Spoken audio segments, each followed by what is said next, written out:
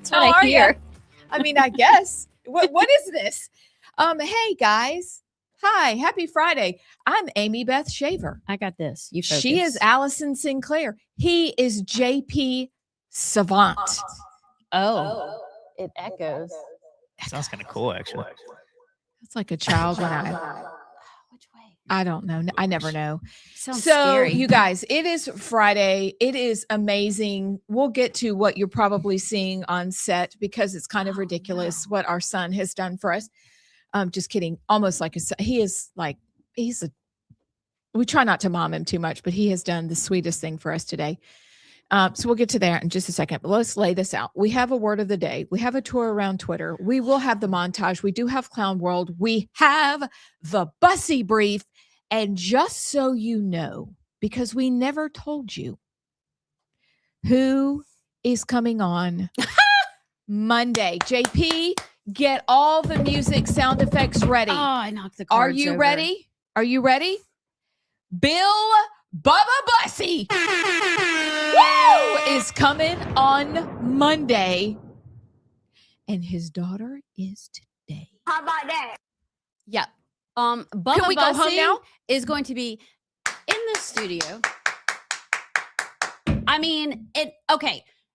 So when we were doing our last Bussy brief, I couldn't say it, and y'all probably could go back and look at my face. In the middle of that segment, we get a casual text from Bill Bubba Bussy. Hey, ladies, love the segment and want to do a show together? We're like, what? Yeah. So you could go back. I literally saw my face. Like I could tell. I wanted to freak you out, but I had to keep it together. You did keep it together. I'm very thankful, but I did not look down until we were done. And you even hinted, you're like, look at your phone. You said something like that. I'm like, what in the world? So on Monday, Hunter Buss is coming with them. Hunter Buss. And then Chris Shaver's own Juliana Hallman, because they... Wait, she's coming too? She's coming too to hang out because she and Hunter are collabing on some things. Okay, what about Mama Bussy? And I think that Betty needs to come with them. And apparently we're going to get Betty on by hook or crook, because I remember when my kids were in school with her and I really wanted to be her friend. Kind of like I really wanted to be your friend. Did she teach? No, because we all went through Briarwood. Oh. And I wanted to be her friend, but she had her girlies. And so I just always thought she was really cool. She's hilarious. So that's going to happen too. But Monday is a big day, but Friday is equally a big day. We heard from y'all. You loved the Bussy Brief, and we knew you would. And we're so glad for Connor Sinclair and Allison Sinclair. We made that connection. And so now we have a segment, the Bussy Brief. And today is going to be a banger. So you just got to hang on for a few minutes. Oh, we get to Caitlin. And then on Monday, her dad. And it is just going to be a spectacular series of events. Okay. That's all. It's Friday. Friday. I'm envisioning Monday. Oh, my word. It's going to be like something might blow up. I know. It's going to be amazing. Like We've dreamed about this day. I may cry. Don't do that. I'm not going to cry. But you know what I did cry about this morning? See these baby orchids right here? Look. So sweet. Look at this. You see this beauty, this little darling beauty? Just this morning over the window, I thought to myself, you know, Charlotte gave me baby orchids a couple years ago, and I think that's what I'll get for her. Sorry, Charlotte, I'm going to change my mind on you, so I'm not going to get you a baby orchid. I would never tell you what I'm getting. She ain't you. listening. And so I'm over the sink, and I'm thinking, you know what I'd really love? Is another baby orchid. And I'll walk in this morning, and our fifth child, well, really, we have a bunch of them, had this on the table for us. How did you even find these? Lovely addition to any home. It's a stove? Decor. Which stove did you go to? Well, you can't.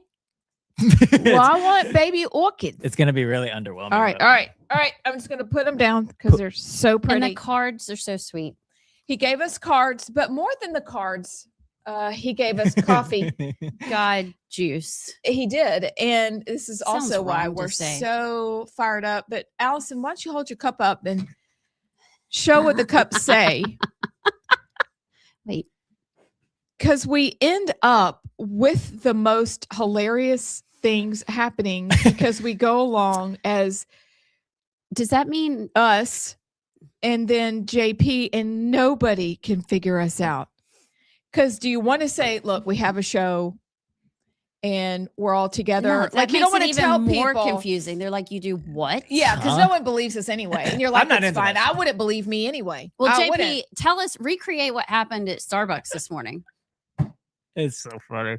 I got them those yesterday, and I figured I'd get them coffee this morning. And I'm in the Starbucks drive-thru, and I had the idea to write those on there, and I was like, but like that would be weird, wouldn't it? And I was like, nah, I think it'd be fine. And then the guy taking my order, respectfully, sounded super gay. Okay, respectfully, he did.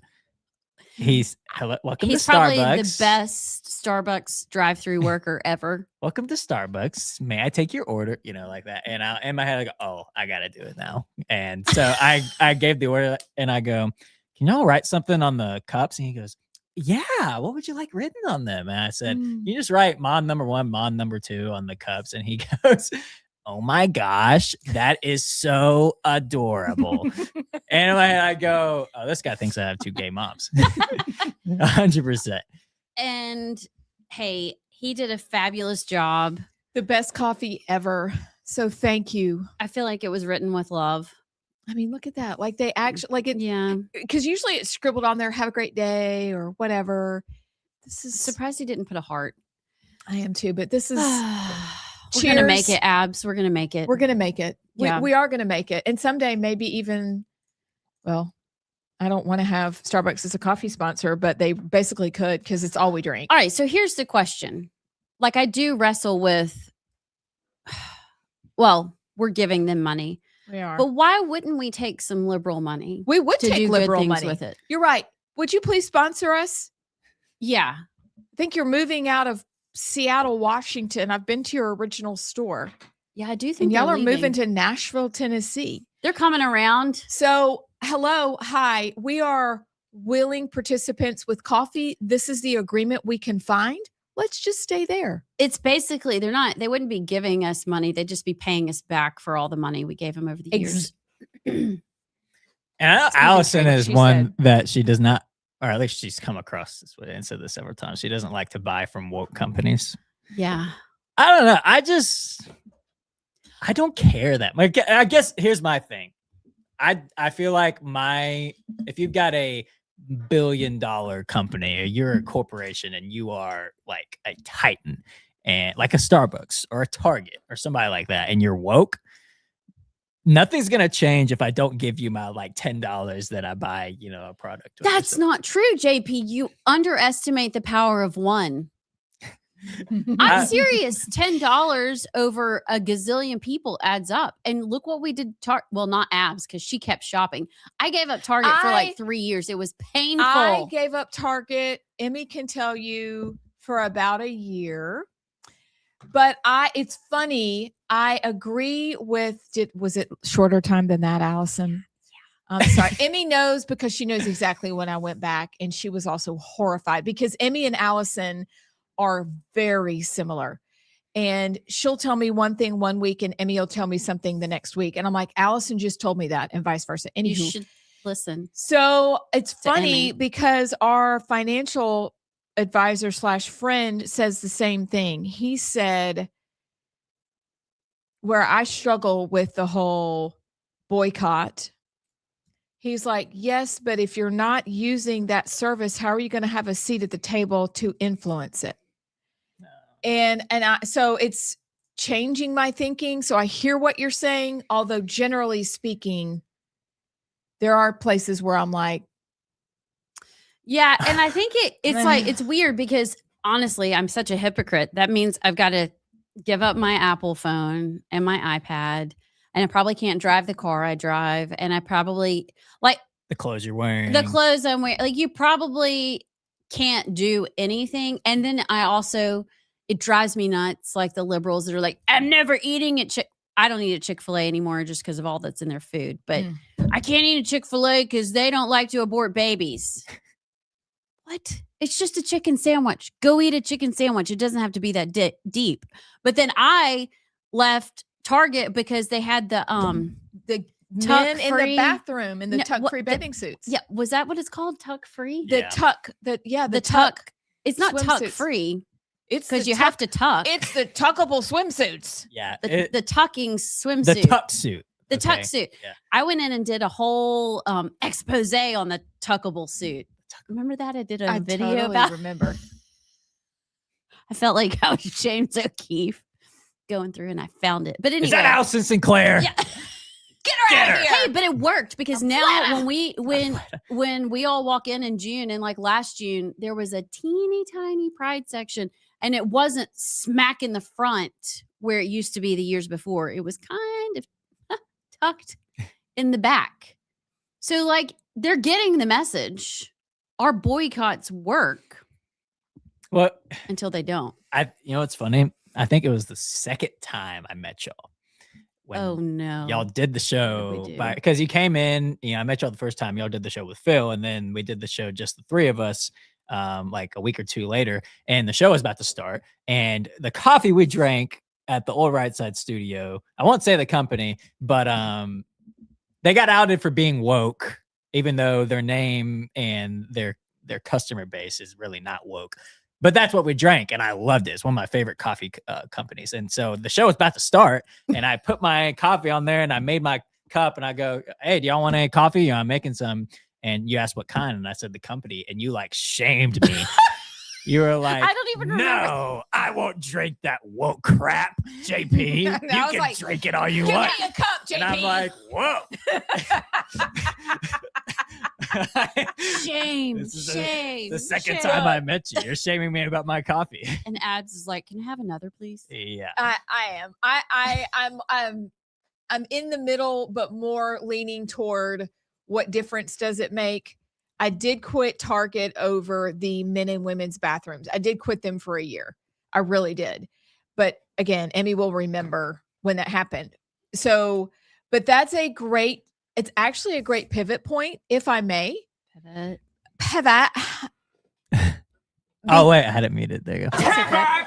It's the same thing like with the whole Pride Month, for example, that's coming up. We don't want that paraded out and about. We don't want special people privileges for that group of people because people are people, right? Like we don't want our stores bowing down and worshiping that. I know where you're going with this, but people aren't people Well, to some people. that's true. People are pawns. It's really deep, actually. It's good. Yeah. People are pawns. Mm-hmm. And we're here saying, no, we're all equal. Live your lives.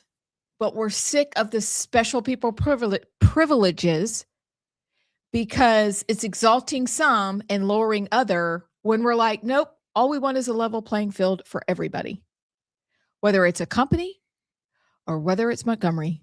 Gosh, it's like you're a professional. So we want all the same. Is that fair? It is fair. And I thought that's what we were going for a lot of years. Mm-hmm. But do we want to go into what happened on the House floor this week? I think we should. Wait. First, should we do the word of the day and the Gen Z word of the day? I got the word of the day because the word of the day actually does play into what we're talking about. Oh, And mine plays into today too. Okay, see. the suspense.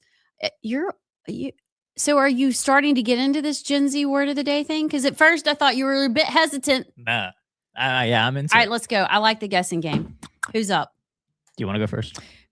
You can go first. I am pulling back the. This is so funny. What? What? It's hard when you get text during the show. It is so hard, guys. We love y'all. If y'all could just give us a minute so we could do a show. But I get like squirrel. All right. Yeah. Word of the day.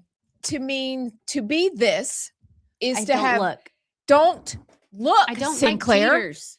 Okay, go. To be this word starts with a W. Everybody guess. Wasted. No. Not away in Margaritaville.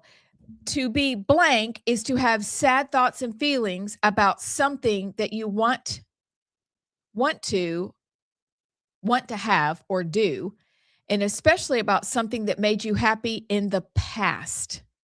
Blank can also describe something such as a smile or a sigh that Winsome. shows or communicates. Wistful. Wistful. Wow. It's wistful. That East Tennessee education. Look at you. All right, wait, wistful. Wistful. How? So wistful, we are sad. You're having sad thoughts and feelings.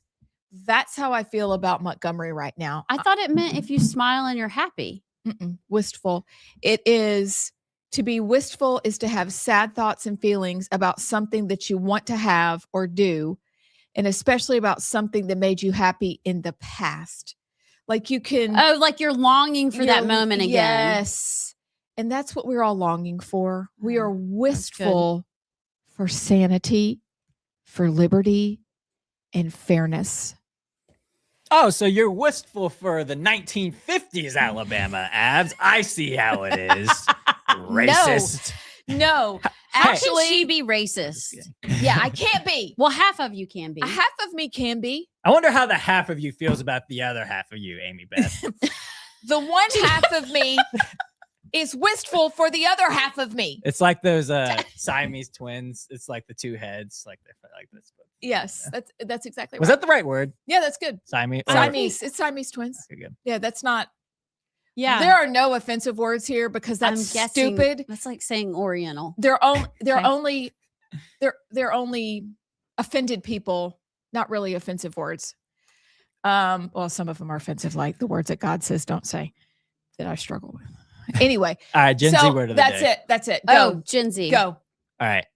You're going to get this one. Used to describe something that's really good, tasty, or impressive, most commonly about food, but can apply to anything that stands out as great. Example, that omelet is absolutely Bussin'. Fire.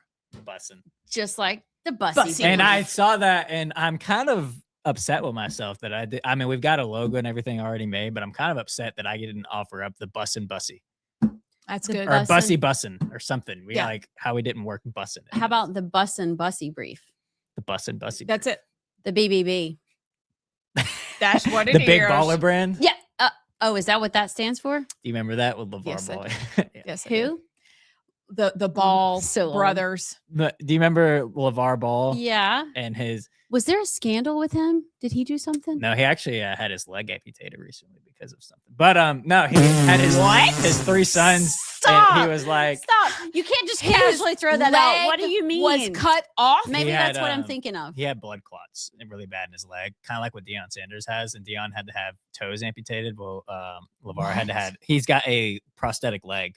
I actually saw him Yes. playing basketball with a prosthetic leg the other day. No way. But anyways, when I was in high Just school, move on, Abs. and No he big was deal. He he didn't was care. really popular. Yeah, his three sons. He had his own Mhm. merch, and it was Big Baller Brand, That was BBB. BBB. And he was saying BBB. he would go on First Take and say how he could beat MJ 1-on-1 in his prime. like, okay. Yeah. Okay, bud. That's Yeah. gutsy to say. Bussin'. Okay. I like it. I like it a lot. The Okay, bussin' so bussy. wistful and bussin'. So if you can use that word in a sentence today, either one or both. Like, I am wistful for bussin' times. Flavorful times. Well, the reason Thinking back. I went fast, I knew we had like 5 minutes, but I didn't know if y'all wanted to get into what happened on the State House floor today or save it until after the bussin' bussy brief. I think we have time to cover it. I do too. I Because can push it a it's- couple minutes if y'all want. Yeah, I just think it's something I want to be sure and get to today because a lot is happening in Montgomery this week. One of the issues, and I understand it, but there are some gag orders in place by attorneys, and then apparently there's some self-imposed gag orders among the legislators to not talk about what's happening in Montgomery. Part of me understands there's litigation. They are still trying to decide on cases. You don't want to screw any of that up. You don't want to say the wrong thing. Part of me goes, whoa. Y'all work for us. We pay you. we send you there. You asked to go there to represent us, and now you're not going to talk.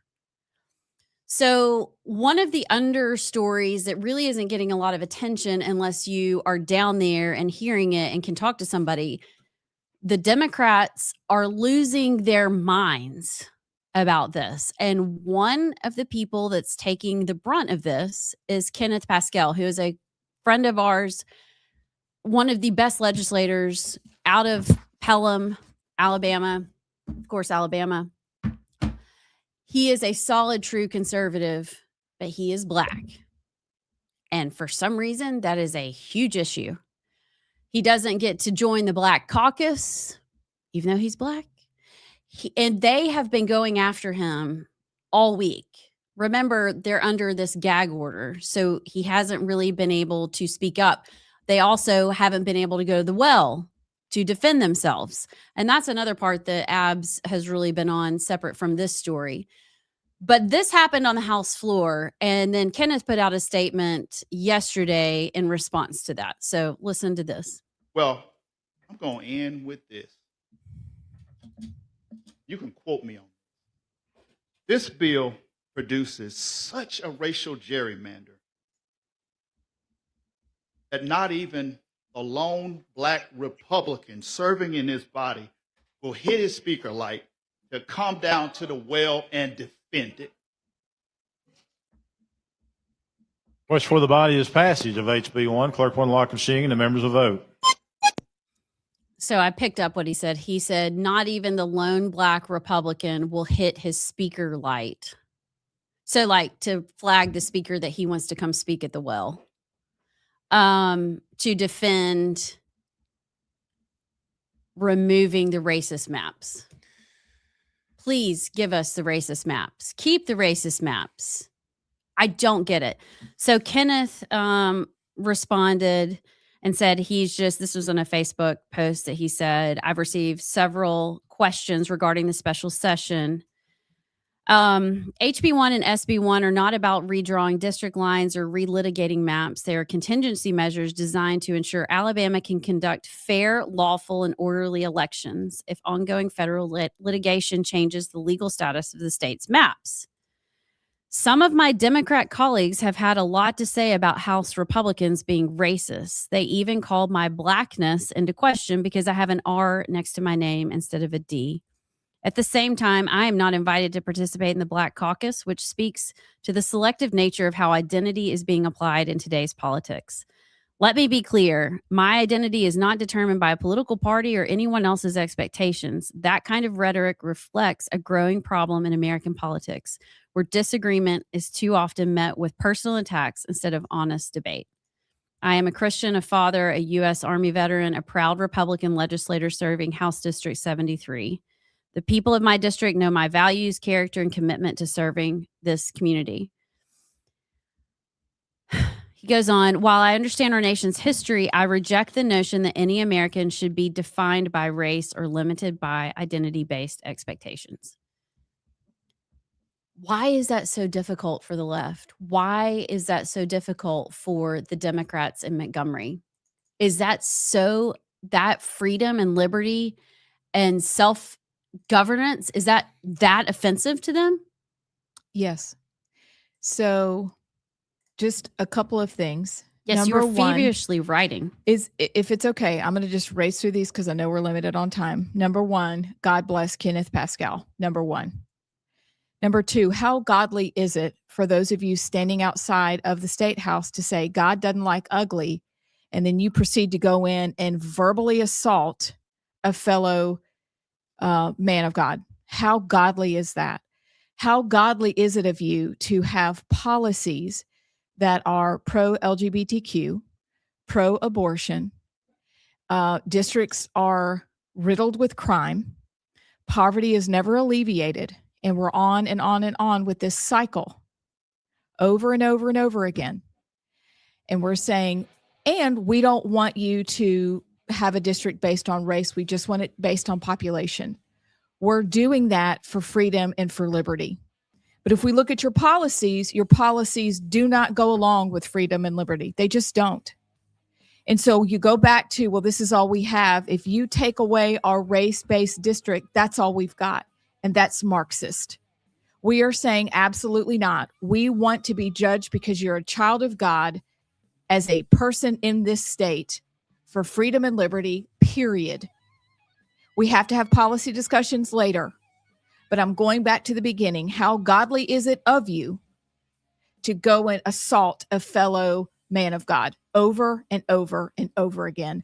Make that make sense. It doesn't. Is that okay? It's really good. Y'all will be back with the Bussy Brief. We are joined by election integrity expert, Dr. Douglas Frank. We're thrilled to have him back with us. This time, we have a little more time for him to lay out just exactly what's going on, and what he has to share will blow your mind. Welcome.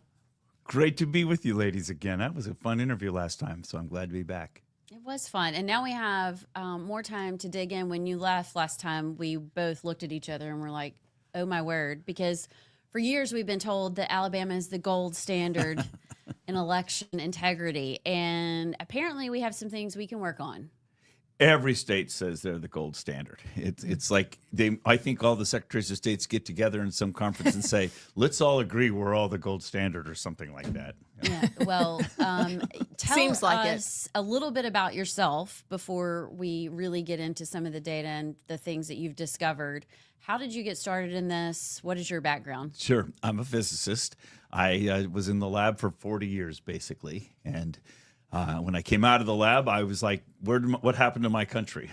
And what really brought me out was COVID. It was the COVID pandemic. I was teaching at a special school for high IQ kids. And one of my kids was a Chinese exchange student from Wuhan. And in November of 2019, I was teaching differential equations class, and he said, Dr. Frank, can we learn how to model epidemics? And so I began teaching how to model epidemics in December of 2019. And then the Wuhan epidemic took off and we modeled it. And then I was modeling it in America. So everybody got to know me across the country because of my COVID modeling. I was modeling every country, every county in the country, and 30 countries. And I had like 150,000 people coming to my websites every week to how many people are going to die this week in our county. I mean, it seems morbid, but it's all mathematical. Epidemics are mathematical things. And so that kind of brought me into the public eye. I was in the public eye once before because I was nominated for a Nobel Prize in Chemistry in 1990 for one of my discoveries. I got on the cover of Science and Nature and things like that. So What'd you discover? Yeah. You can't leave us hanging Yeah, like that. I didn't just mean to do that to you. casually. Sorry about that. Well, I figured out a way to make three-dimensional images of molecules. And it's Okay. the first time anybody had done that, and so it looks cool. It's so it looks good on covers of magazines, and brought me a lot of attention. For about a year, I was traveling the world teaching people how I figured that out, and then I left academics in 1996 because it was too political for me. It was disgusting to me. I didn't like it. You were ahead of the curve. Yeah, I sure. mean, truly. in 1996, we thought the world was great. Yeah. Oh, Well, I was in Cincinnati too, and Mark Twain wrote about Cincinnati. He said, when the end of the world comes, he wants to be in Cincinnati because everything happens there 10 years later. Oh, it's so- true. I had family who lived in Cincinnati. That's a great place. Oh, yeah, and it was a great place for me to raise my kids and everything, and I'm still out there in the country. We've moved further out in the country now, so I have a lab out there. That's where I'd be right now, being a physicist out in the country. Except that then the election happened, and Mr. Lindell discovered me, and then Mr. Trump, and so it's like now I've been thrust into this debate on elections. And I guess one of the next big thing was that when Pennsylvania did their audit, Doug Mastriano asked for an audit at the end of November of 2020. I was brought in as one of the 6 people that did their state audit because I'm a numbers guy, and they knew I was a numbers guy because they'd seen my COVID stuff. So that's really what thrust me in. Then Mr. Lindell discovered, he made a documentary about me called Scientific Proof. It was his second documentary. And then Trump featured me at his first rally after he was out of office in Wellington, Ohio. So suddenly tens of millions of people knew who I was, and everybody was saying, Dr. Frank, come help us, come help us. And here I am. Although in those days, we thought it was just going to be a 6-month job. Yeah. You know, Yeah, all for we sure. have to do is show everybody what's going on, and everybody's going to go, "Oh no, we have a problem. I got to fix it." That's what we thought. And I spent most of 2021 meeting with secretaries of states, AGs, hacking into their elections right in front of their faces, showing them that they were not the gold standard they thought they were, and it was quite a eye opener for me. I mean, when I'm a scientist, to me, you set up an experiment, you get the evidence, you present the evidence, and everybody goes, "Okay, now we do this." I was just assuming if I show everybody the evidence, that they would react accordingly. Why don't they react accordingly? I think there are multiple reinforcements of the current system. The first one is the oldest story ever. Since when does government relinquish power to the people? Governments centralize power. And right now in our country, the elections in every state are centrally controlled. They've been steadily, incrementally over about the last 25 years, just become centralized. Your own local clerks don't control or do anything anymore. They think they do, but they don't. Welcome back. Oh, you guys. Woo, it's a good thing we don't have cameras on during the break. But you know what time it is? It's Friday. Allison Sinclair, JP, what are we getting ready to do? It's our favorite part of the week. Ready? I can't even coordinate that. I've had too much coffee. The It's bus okay. I'm and too. the bus and bussy brief. Yeah. The bus and bussy brief. Oh wait, the bus and bussy brief. We're so caffeinated Well, what did you today. say? I It's think I said the BBB. bus and bussin'. The Or bus that and too. bussy. The Bussy Brief with Caitlin Bussy. Hello, y'all. Hello. How are you? I'm good. How are y'all? I can't with the name. One day we'll have to talk about previous What all the options. other names were? Yeah, I mean, so funny. I think our audience can handle it. Are we just not there yet We're in our not there. relationship yet? Well, we're there yet in our relationship, but we probably should just give the audience a little bit of time. Okay, They need a little fine. time. If they know Caitlin, though, they're going to laugh out loud. Yeah, they are. It's going to be good. So, what's good with you this week, and what in the world is going on? Oh, it's been a crazy week. The House and Senate are in recess, so it's been a little bit slower on the official side of things. But there's been a lot of chatter earlier this week about the Indiana races, the state Senate races, where President Trump kind of endorsed all these challengers and they ended up winning, and all these incumbents are left in the dust. And I think it's a pretty solid reminder of the punch that the president's endorsement packs. And we've kind of seen him flex his muscles there this week. And, we saw yesterday, I know we talked a little bit about it.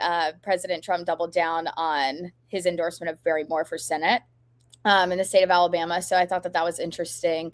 And it'll be interesting to see how that plays out. I know just from some polling I've seen, it's probably going to go into a runoff. So it'll be interesting to see how that ends up turning out. Okay, there's so many. First of all, I want to know what DC looks like when all the bosses are away. We can get back to that today. Because in my head, it's like everybody keeps it together on fly-in days, and then fly-out days. It's like, but I could be wrong. No, Or does it's everybody pretty go take accurate. a nap? Do what? Does everybody just go take a nap when they're I think it's a lot of we're playing catch up. We're kind of seeing what's going on in the state. Like when I worked on the Hill, at least it was when the boss is in town, that's time. We have a strict schedule. Everyone kind of knows what's going on. There's stuff moving around all the time. And then recess, it's kind of like, okay, everyone can take a breather now. Let's plan out some long-term things, get some things done that maybe weren't on the agenda this week because, a vote popped up or whatever. But it's funny. because the staffers basically run DC, correct? Yeah, I mean, it's a town ran by a bunch of 20-something-year-olds. It's pretty funny. And it's honestly probably the biggest shock to me because, when you see, House of Cards or all these things, it's very different than that. But it's a bunch of 20-something-year-olds running the show up here. Okay, that was because I just think that's funny. And I bet the whole landscape of the city changes. But anyway, okay, so this endorsement that came out yesterday, it's funny because President Trump dropped a truth first that said, I fully endorse Barry Moore for his re-election to Congress. Mm-hmm. Okay, well, Barry Moore is not running to be re-elected in his congressional district. He's running for Senate. Yeah. The president quickly switched that. I don't know if it deleted it, whatever. redid the truth to say his U.S. Senate run. Who does these endorsements? Is that actually President Trump that's sitting there? And what does that mean when things like that happen? I don't know in terms of the White House and the inner workings of President Trump's social media. I have no idea who is typing it and posting it. If I had to guess, President Trump has a lot on his plate. I think the Alabama Senate race is probably something that is lower on the on the to-do list. And if I had to guess, it was just a very, we're all human. It was probably just a mistake and a mix-up. But I think that it's common. I mean, like, I've made mistakes posting tweets before, and you just like quickly have to edit it and correct it and be like, whatever, move on. But yeah, I don't think it's the end of the world. I think Barry, I'm pretty sure, correct me if I'm wrong, but I think he's been endorsed by Trump in a lot of different things he's ran for. So I'm sure he just probably got mixed up. Yeah, I think he was the first one that came out and endorsed President Trump in like 2015. Crazy. Yeah. So it's been a minute. So what else before we get to the question you may have heard us in the break talk about the UFO files? Oh, I didn't know we were covering that today. Well, we're just putting it out there because, it's out there. But what else are you hearing now that Iran has gone kaput and this is falling apart? What are you guys hearing? Like, I thought we were almost done with that. Now we're not done with it. What's going on? It's hard to tell from what I've seen, just like trying to keep up on the news and like different conversations that are being had. Like, there's some sort of, like, we've come to a deal, we've come to this agreement that we're not going to do this or that anymore. And then someone violates it, either, one or the other. I can't keep up, to be honest. Like, and it's hard because with the time difference of their news and our news and trying to navigate what's, kind of propaganda-y and what isn't. But to be honest, I don't know. I'm not sure. Like, I'm so curious from on the ground kind of DC, and you don't have to speak for yourself or give away names, but like, what is the general feel for this war, this conflict? I don't even know what it is, but what's happening over there? Are we supportive? Do we understand why we're there? Or is DC, you can't publicly say it and your members, have to kind of back the president as well. But what's the undercurrent? I think it's going to vary depending on who you ask, but I think the general consensus is like, okay, let's look at the facts. And I think something that a lot of people are forgetting in every aspect of politics nowadays is there are some things that are just objectively true and some things that are just not. And I think what you have to look at is Iran has been the number one sponsor of terrorism globally for 40, 50 years. Someone's got to put an end to it. And no, it's not going to be pretty. The saying all is fair in love and war is not just a saying. I think it's like, yeah, it's not going to be pretty. And with social media and everything nowadays, you're going to see more of the ugly of it than you've ever seen before with everyone who has an opinion and whatever. But at the end of the day, we are America. We're the best country in the world. If anyone's going to stick up to this power of terrorism, it has to be us. And President Trump is doing that. And I think personally, he's doing a great thing. And, you're going to have people who are like, this is pointless. We shouldn't have started this war. Like this, whatever. But I don't agree with that. I think you have to march forward, and someone, like I said, has got to do it. They're always going to be fighting over there. I think that's biblical. I think we've seen it historically. But someone has to stick up for them. And I think it should be us. It is interesting that every once in a while you'll get a glimpse into and hear from the people of Iran, but they're so buttoned down, it's hard to even know because so much of their privileges have been just taken away. Any privilege that they had, gone. So I hear you. I think we should have handled this a long time ago, but if we're in it, we need to just be done, but do it well. I agree. Do it and do it well. But I would love to pivot and come back to the state of Alabama, because I'm sure you're watching the mayhem that is going on from the flood in the State House. Honestly, thank God that place flooded. It is so gross in there. It's nasty. And then to the chants and songs, and I don't even know, but like as we speak, mayhem is unfolding. Wait, have you seen that, Caitlin? Did you see? I mean, we just were sent. Can we play that? Watch Yep. what is happening. This is straight out of This is Tennessee. all to do with the redistricting stuff. Oh, Yes. oh, the lady standing on Yes. top of the desk. Okay, well, that's Yes. happening basically in Alabama right now. So Yeah. watch this. It's crazy.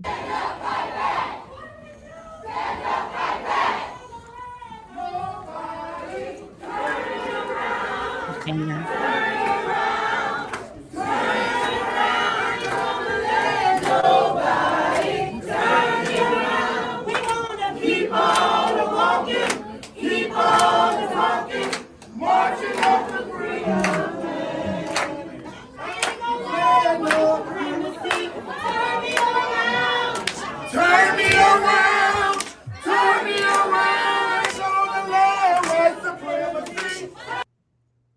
I wish I could say I'm shocked. Where's the one of Wandling Gavan? There's one of Representative Wandling Gavan being like escorted out by, I guess she went up in the gallery just to razz everybody up. What's the Gen word Z for that? Riz everybody up? No. No? What are you gonna do? Don't say that. Riz is more of like a I don't know how to even explain it Like without Google and sounding so Busty has cringy. Riz. No, oh my god, I would literally never say that. But like, you know what I mean? Riz, Yes. I guess, is kind of like charisma and like charm and like something like that. I Okay, think so Wandling he's does trying not to, have rile that. people up, like get the crowd kind Okay. of hyped up, I guess, is what you're looking for. Okay, so what's you're the welcome Gen from the Z momming word of for now. that? Yeah. Sigma? I don't know. I'm honestly the most like boomer Gen Z person. I'm not in with the whole like slang terms, at least. Like, I don't know what people are Cortisol saying of spectrum. that. Cortisol spiking. Is that a thing? Yeah. That's I live in a cortisol spike daily, hourly. Well, Wandalyn was in her bright pink, fabulous pantsuit, it looked like, and she was being escorted out of the gallery, and all the people were going, "Let her stay, let her stay." Meanwhile, I mean, we're just trying to do our jobs, Yeah, this I know. legislature, and like remove racist boundaries. I don't understand this. You actually sent us you're the first I heard from about the Virginia verdict. Yeah. So fill us in on what's happening in Virginia and what you think is going to happen in Alabama. You know, I just saw it breaking news on Twitter, or X or whatever, but the Virginia Supreme Court struck down their map with the I think it's 11 blue districts. I don't remember the exact numbers. I'll have to go back and look, but they struck it down. I imagine they'll go back and redraw it a different way that has a couple of more Republicans. It'll still be majority Democrat, I'm sure. But I think with Alabama too, it's like one of those things. They should have never changed the map in 2024, first of all. I think that if you're going to do it and then go back and redraw it, you're just causing chaos. You're causing confusion. The voters are not going to know what district they're in.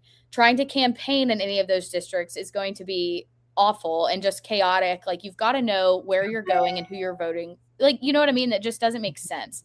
And I think when you get into this whole redistricting thing, what are you trying to accomplish? Because from what I'm seeing, at least in Virginia, in my opinion, does the entire state really, if the entire state is truly Democrat, then let's draw it like that. If it's not, just draw it accordingly. It is literally not that hard. And I think that with Alabama, obviously it is a ruby red state. Do we have our pockets of blue? Yes. Draw one like that and leave it alone. I don't understand trying to make it oh, we need to have two because these people are angry and whatever. Guess what? You live in Alabama. It's democracy. Majority rules. Your voice, go to the polls, whatever. If you're a Democrat in Alabama, there's not really much you can do there. You know what I mean? And that's just in my opinion, obviously, but it's true. That's like me being in, Washington State and being pissed that I'm a Republican and have no representation. It's what did you expect? We're not going very far. Yeah, it's you're not going to move the needle far. Yes, your voice should be heard, and you can't. No one's fighting you from going to the polls and voting for a Democrat, but do I think you're ever going to move the needle in Alabama? No.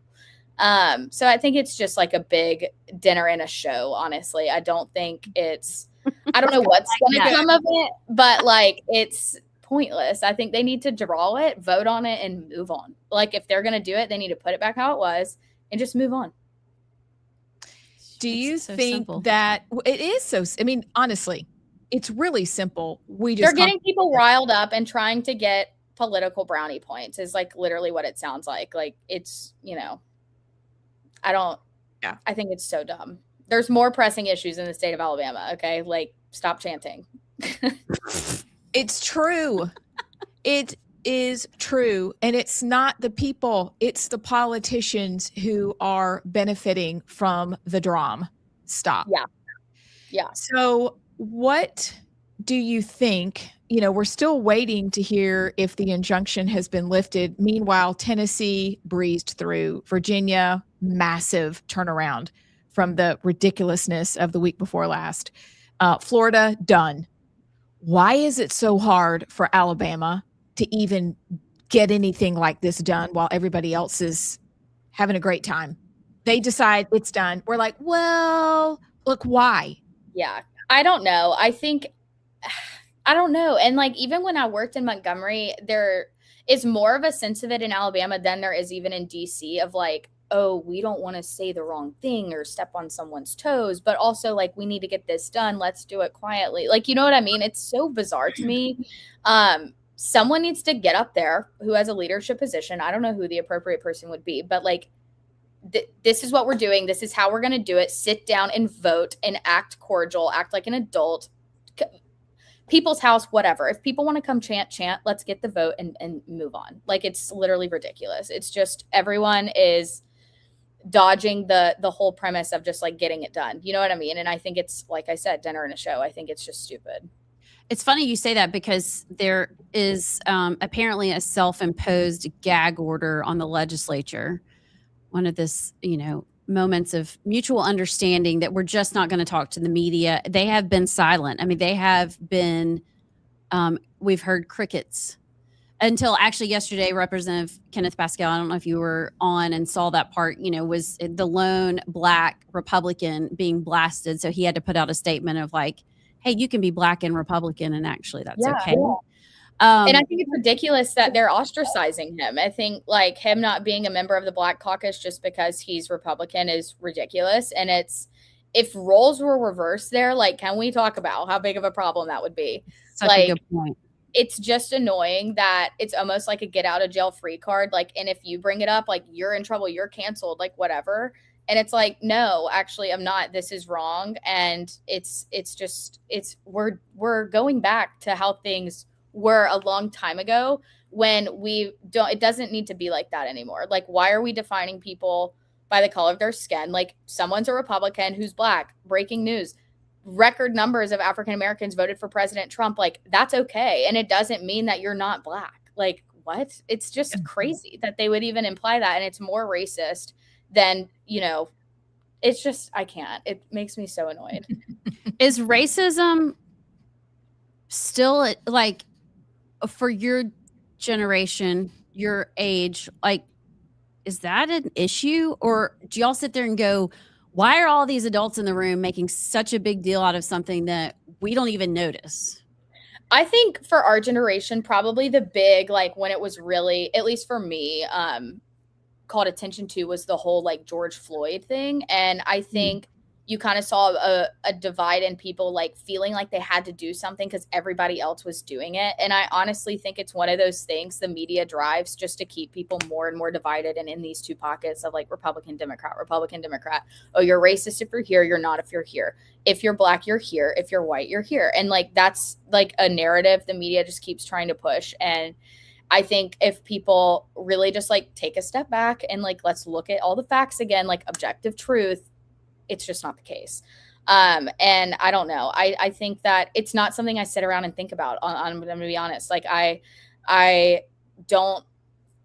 not going to vouch for someone who acts a certain way or talks a certain way. And I don't care what the color of their skin is. You know what I mean? Like I don't, it applies to all who act or do something. Like, you know what I mean? I'm not going to classify. So it's a political motive in all this. It's not a goodness of your heart, like where you actually want, reconciliation. It is we need to divide so that we can have political power. And you also see like it's all theater. Like you've seen during the George Floyd stuff, you had people bowing down and being like, I'm so sorry, I'm white. Like, what are you doing? And because no one has control over that. Like we're all born, like, you know what I mean? Like what in the world is going on? And then you had the way we were born. Yeah, and committed to Democrats not like be able to. walking back their statements on defund the police and all of that. Like now we're trying to act like that never happened, but like it did, and it's documented that it did. So it's just interesting how people change their opinion on things based on what's going on culturally, I think. That's good and deep. Should we pivot? We can pivot. Where are we going? Well, I want to know, what do you guys do on the weekend? Like, What do we do on the after weekend? a pressure-filled week, what do you do on the weekend? What's fun? Well, they don't. Never mind. I can't say that. Never mind. Go ahead. I don't what know you're what I saying. can and can't say. Obviously, we're not doing anything crazy or too bad, but I mean, obviously, we're going out, dinner, drinks, going to bars. Pretty much this, I feel like there's a general weekend plan for pretty much like everyone in the age group of like 21 to 29 that is just the same. Like, we're going to drink and go out with my friends. Like, you know what I mean? Unless there's something else going on, like concerts, horse race, whatever. It's just in Horse DC. race? There's always Race stuff going on horses in in DC. up in Virginia Is that in Derby? Williamsburg. No, there's like a smaller, way scaled down version of Kentucky Derby in Virginia. The Gold Cup, a lot of people go every year. There's different things. I mean, there's like last night, Alabama State Society and like a bunch of other of the southern states had like a Cinco de Mayo party. So like we went to that. Like it's just like different things. Yes. There's always something going on. Okay, I actually did think when I was getting ready this morning, I was like, I need to ask Caitlin about this. Okay, so I don't know if you knew, but I think it was last week or the week before, an assassin came in and tried to kill a bunch of people in one of the ballrooms in DC. Mhm. You remember that? Yeah. That's like basically somebody came to your backyard and said, I'm going to take out the president and his entire cabinet. What is the response? Because like somebody I know who was in the vicinity, posted that they were okay. I'm good. And then they posted about, like getting a cheeseburger. Like it was just no big deal. Like I'm good. And now we're going to dinner. Are y'all just used to that? Are you like, this is just part of life up here and we're willing to give our lives up for the Republic? Or No. what happens?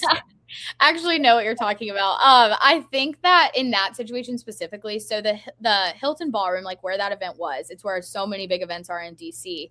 There's like you walk, it's just a normal hotel, right? So you can walk into the hotel, you go down an escalator, and there is a big ballroom. I mean, it's huge. So like if you're on the opposite end, like you have no idea what's going on. And especially in that situation, I can't imagine being at the White House Correspondents' Dinner, hearing what kind of sounded like gunshots, could have been, a waiter dropping a tray. It could have been a door slamming. It could have been literally anything. And then just like not knowing. So obviously I think the nonchalant kind of like reaction in the moment is perfectly normal to like not know really what's going on. But then after the fact, going home and being like, okay, so there was someone with a gun who had like every intention to come in and just like open fire in a room where I was, like, that's scary. And not normal whatsoever. I think that I'm not willing to die for the Republic. Like, I respect people who are. I'm just so like I'm going to be pissed if someone comes at me with a gun for being a Republican. But that's just me. Personally. Like, do y'all get up and you're like, oh, the next day it's just a normal day? Like I take my same route to the office or are you like going? Yeah, I mean, I think you have to. Like, you can't just sit at home and harp and LARP on it. Like, you're safe, you're good. Yeah, it happened. We live in a sick world where people are so stupid and evil and are driven by this stupid narrative that, like, if you don't agree with someone, it's time to die, which is literally insane. And you know what? Whatever. I'm not going to live in fear. I don't think anyone should. Like, but you really don't want to die for the Republic. Like, that's where you no, that is not my calling. Sorry. No desire there. That's good. So funny. Okay. The Caitlin Bussey, thank you so much for being with us today. Cannot wait to have the rest of your fam in the studio on Monday. I cannot believe y'all are doing that. That is going to be her in. We should, I don't know. I know she's you're probably going to be in the middle of something, but yeah, your whole family basically. I can't. I'm very jealous, but y'all have fun. Well, keep us posted. If you hear anything, give us the scoop from DC and have a great weekend. I will. Don't get Y'all caught too. for the Republic. I won't. No plans of Hey, that. this is a funny story. Do I have time to tell a funny story? Like a minute. What happened? Okay, one time when I was in DC, not gonna lie, this is my tip for the day for you. We were leaving dinner, and it was late. I mean, I say late, it was like 10. Okay, that's late for me. And we get out to this huge building. It was like by the Treasury Department. I can't remember what it was. And we're walking by, and this giant man with like bulletproof vest, I don't know, vest on, is opening his trunk with like a giant AR-15, getting it out of the back of his trunk in the middle of DC. And I'm like, so we're walking up and we see this giant gun. Now, I'm not thinking in the moment. Y'all, if I had had a video, I started weaving in and out behind the planters on the sidewalk, like ducking, running, trying to get past because I knew I was about to die. Anyway, turns out he was like a security guard for that building or something. But that's my, like, what did they call it? Serpentine? Serpentine. Yes, those giant planters on the sidewalk. If you have to, that's what you do. Back and forth and back and forth. And but that was a scary. I thought I was about to die for the Republic, and I had actually just eaten a cheeseburger, and that was all. But I thought I was going to be taken out. Serpentine, Caitlin, serpentine. I will. Anywho, Be sure to duck and cover. Stay safe this weekend, and we will talk to you soon. All right. Bye, y'all. All right, Bye. bye. Sorry. That's She funny. said, I'm going to be really ticked. I'm not willing to die. Listen, and I remember you bobbing and weaving You in DC. I remember the story when you got back I was like, because those things always happen to you. So loved it. And I also loved the dinner and a show. We're going to be borrowing that. That was a good word. It's a good might word. make a good t-shirt. I love it. Just here for the show. Like with the Capitol building and And then our mark on the back of the t-shirt should be a heifer. Oh my That's- gosh. You know That's what my we're dad. called, guys. Okay, I'm gonna have to If say you don't know. what my dad said last night. I was on the phone with him as I was checking out, getting y'all those cards, and I literally said, I was like, I think the person checking me out thinks I got 2 gay moms, and my dad goes, "Can lesbian moms be heifers too?" In case you don't know the story by now, there's a certain candidate or a former candidate that called Allison and I heifers. And so just for the record, just so you know, if you're new to the show, it is our constant joke that's what we are. And we apparently. proudly embrace it because turns out heifers are young, fresh cows That's who that we aren't are. tired and old. Mm-mm. So we're heifers. That's us. We'll be back. So that's a strong motivation. Also, it centralizes the outcomes of your elections. I said electrons. You put me in science mode there for a minute, and so because I was using. No one blames you. You want to go back to simpler times. I get it. Yeah, I know. yeah. I mean, I since I was a boy, I read Wrinkle in Time when I was in 3rd grade, and ever since then, I've wanted to have my own physics lab in the country. I do, and that's where I'd be. But except my country went away, and so I have to. I'm a patriot. I have to fight for my country. You can't. There are people dying for the freedoms we have, and I think it's our civic duty to step up and do our job. I mean, think about it. All these years, I got to get government funding and scholarships to do all this great science work. It's like I'm a blessed life. So it's my turn of duty, my turn to help.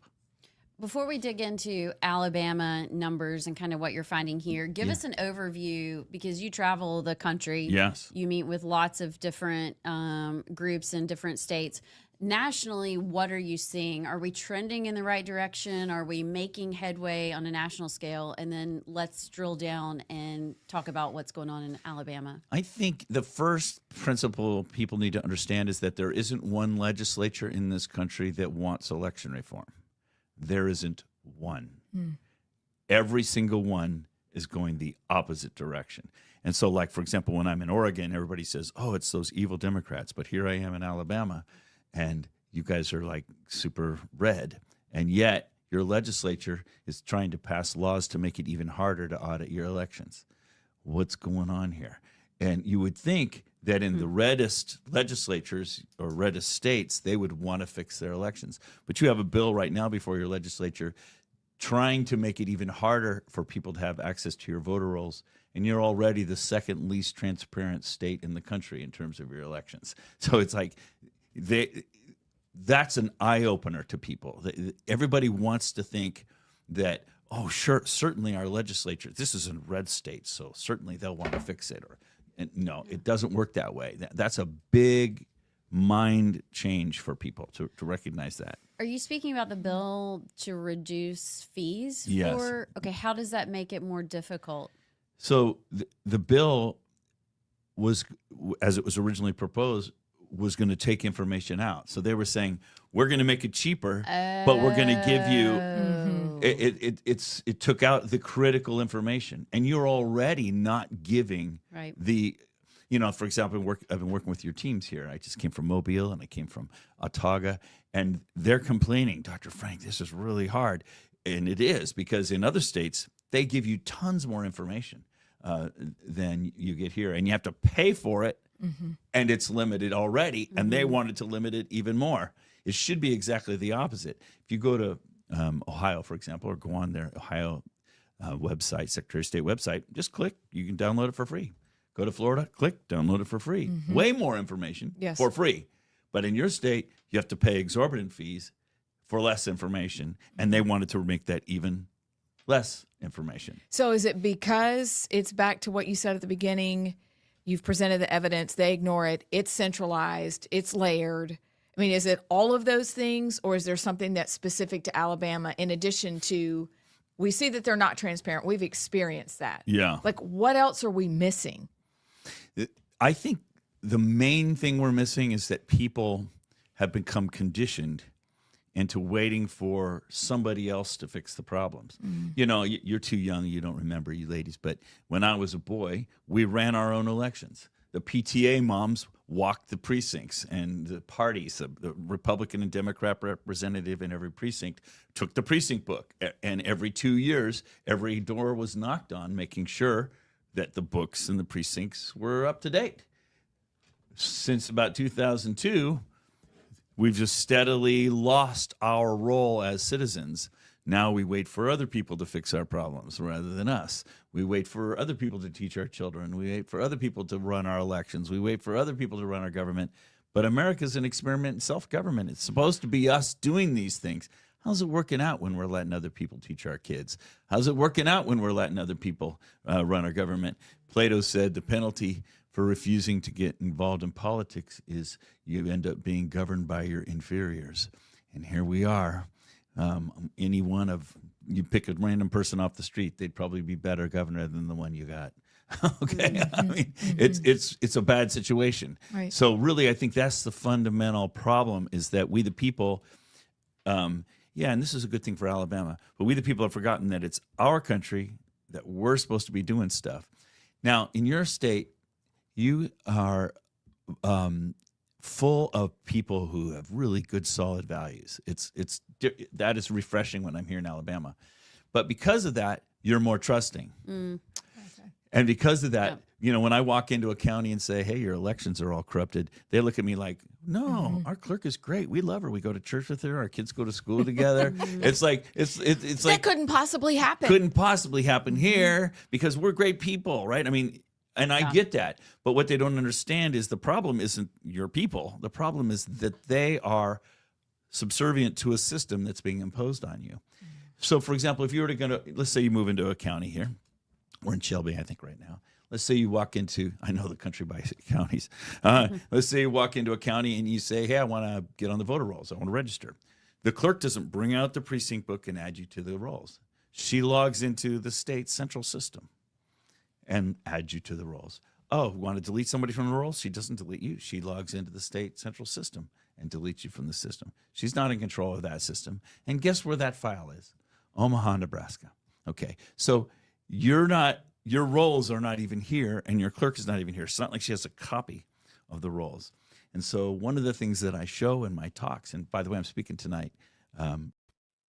Well, y'all, it just doesn't stop.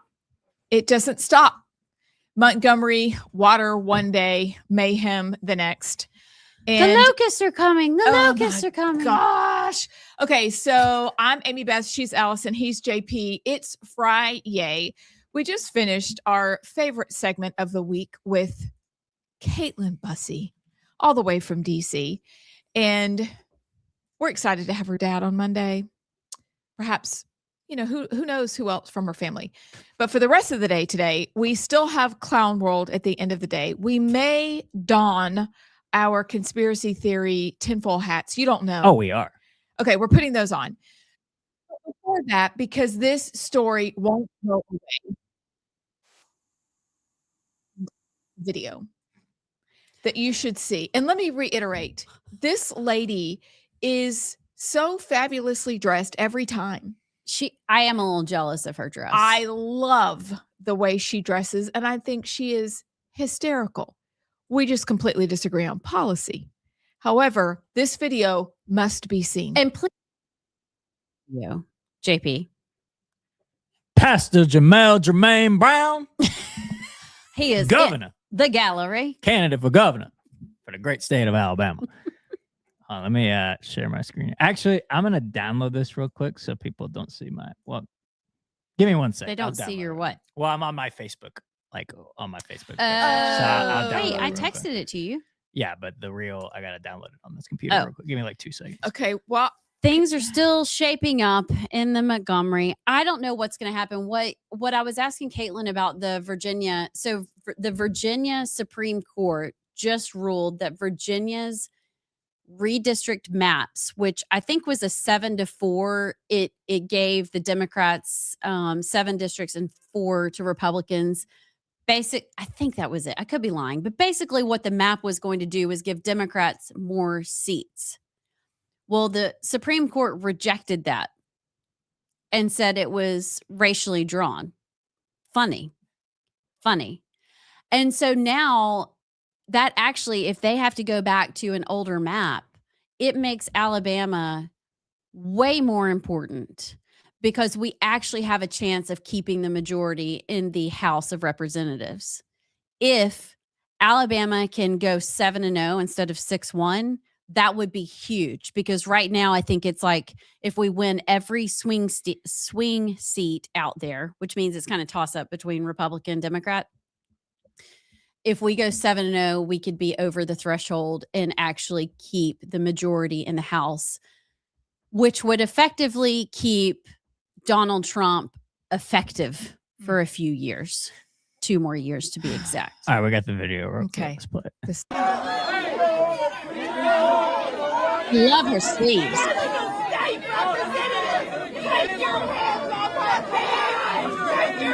Why is Janelle involved in the top right corner? Because he has to be in the eyelashes.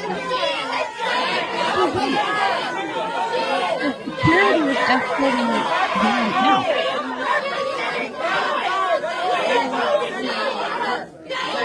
Oh, this is not going to end well, right? He's going to start throwing hands.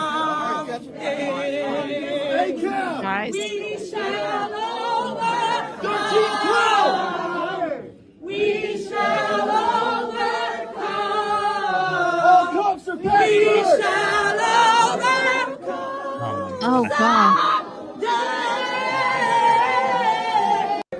Overcome death?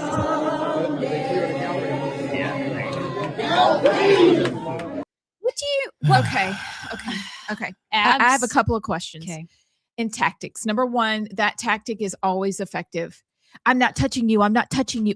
Right here. I'm not touching you. I'm not touching you. I'm not touching you. What's the point that James Lindsay always taught us? The reaction is the action. And who just played into her hands? Yeah. They did. They could have just stood there and said, I recognize you're a state representative. We need you on the floor.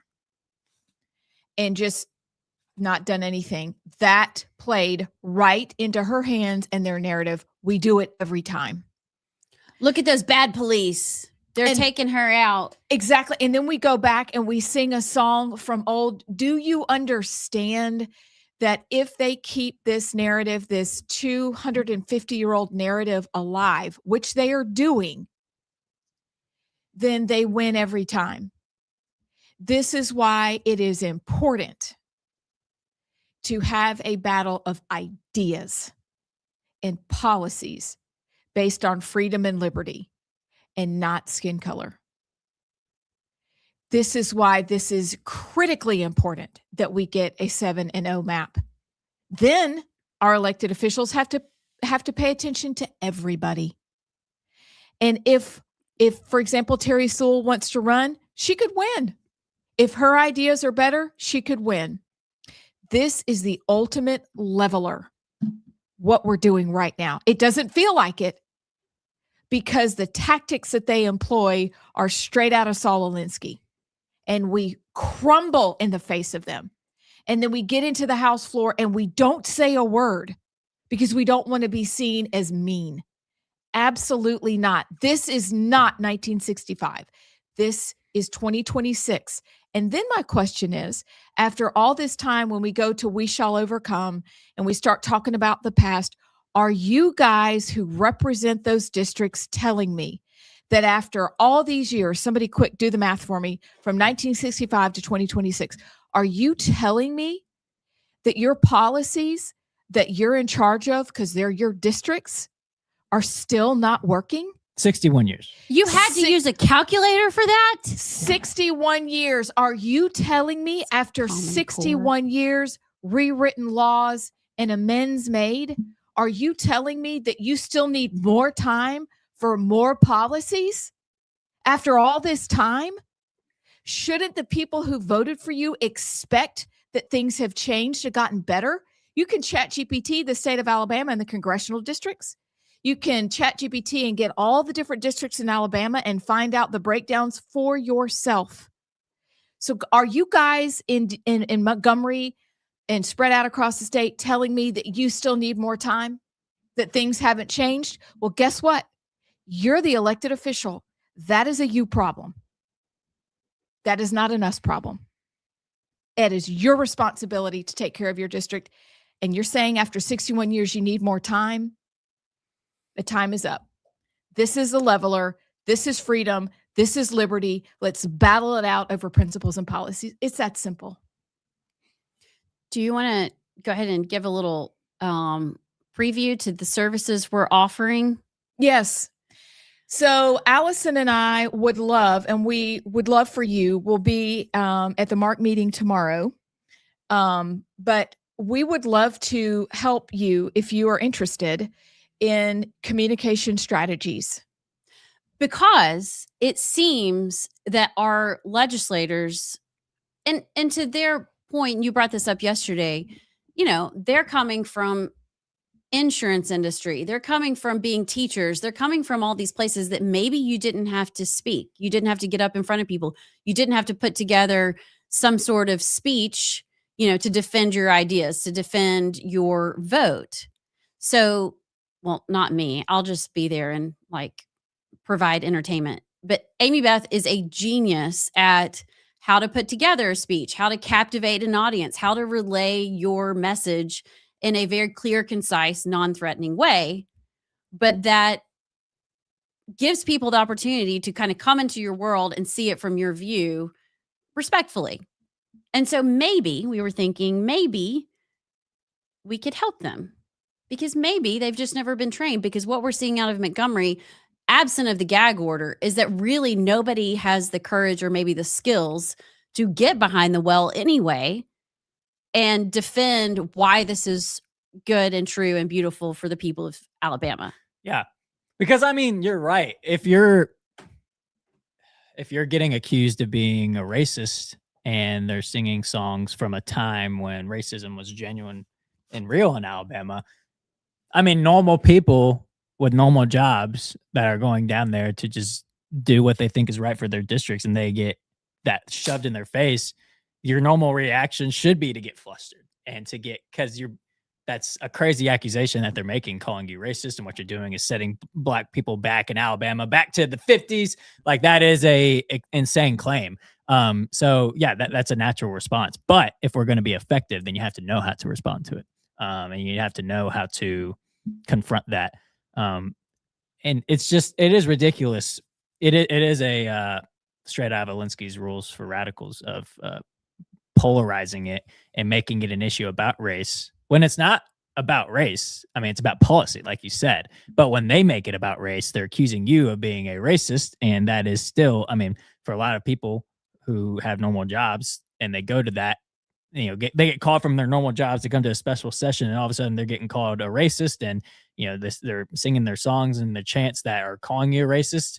Yeah, you're gonna get flustered, but you have to know how to effectively not wither under that. And it's not easy, but you need to know how to do it if you're gonna be effective. But Abs is your girl. she's the head coach. Wait. true. We're head coaches together. We're a team, and genuinely watching this, feeling distressed because there are ways to communicate, and it really is simple if you know what to do. And we want to help you because over the whole thing, after this is all done, what needs to happen is repentance and faith, and we need to come together, period. And we're being divided artificially, and it should not be. We want to look out for the citizens of this state, but in order to do that, you have to be able to communicate your ideas and not stand in the well and not say a darn thing. That is not effective. Even if you have all the right words and you want to say them, how do you say them? So message us. We'll get it figured out. I used to help people do this in my old life, and I would love to. We would love to help you have strategies so that you can stand up there and punch back effectively, calmly, and then let the chips fall where they may. Because without fail, when somebody lobs insults at you, they've already lost the argument. But what that does when they call Kenneth Pascal horrible names, and I've heard them, is it inflames you and it makes you want to scream and yell, and that's not effective either. So there's just a couple of things that we believe that we could help you with, but you have to message us and let us know if you're interested, and then we'll work it out. And honestly, as you're talking, I know we've kind of talked about several times Penny University, this old idea of where in England they used to come together at coffee shops. Coffee was a penny back then, and just kind of philosophize. Yeah. Is that a word? Well, we just made it. Philosophize and talk through issues and ideas. And that's what we want to bring back. And this actually would make a great Penny University, because it's not just our legislators that need to know how to defend their ideas and their convictions and their faith. It's all of us, because it's at the Thanksgiving dinner table. It's at every family function. It's at the workplace, where we are in a place in America and the globe that you cannot not defend truth. You have to at every turn. But there's an effective way to do it, and there's a non-effective way to do it. And we need to have every opportunity and every tool in our pocket to be able to communicate effectively and lead people to truth. But you can't do it with sometimes you need a bullhorn, I guess. Sometimes. But there are just things you can do, because especially in families or even in the workplace or friends. I mean, we have friends who believe very differently than us. You have to kind of finesse it. You want to salvage those friendships. You don't want to cut them off. Now, if speaking truth does that, that's a whole other thing. But I feel like everybody kind of needs that lecture. That sounds boring. It'd be way more fun. We're going to have so much fun at these Penny Universities and at these communication summits. I just named it a communication summit. I don't know what that is, but I like it. That's what it is. So this summit. is just for free. This is just for free, y'all. Number one, it's basically Davos. When you are talking, when somebody throws something at you and makes a claim, and Allison and I have said this for years, the burden of proof is on the person making the statement. All you have to do for the rest of this week and weekend when you're in communication, legislators, is ask them to, what evidence do you have to support your claim? Make them defend what they are saying to you.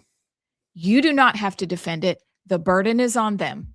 So that's just for free. That's just for free. And the other last thing I'll say about the mayhem happening in Montgomery is that what is happening in this whole entire process is that the people who are truly marginalized, because you use that we're marginalized, we're oppressed, it leaves out the people who actually are. And those are the people we are called in the Bible to care about. But if everybody is in certain groups, no one is.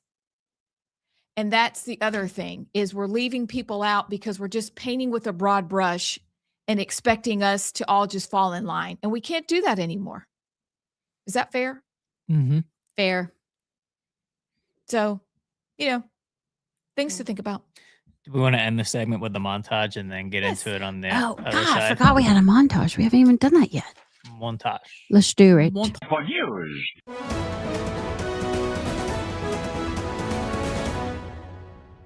Good morning. So, a White House official left this hard drive on my desk overnight. You can see on it, it says AARO files copy 203. That is the All Domain Resolution Office copy 203. This is the first big batch of UFO disclosure ordered by President Trump. Fox News alert, we just bombed Iran. CENTCOM launching airstrikes hitting multiple ports along the Strait of Hormuz. Senior U.S. officials saying this is not a restart of the war or an end to the ceasefire. They trifled with us today.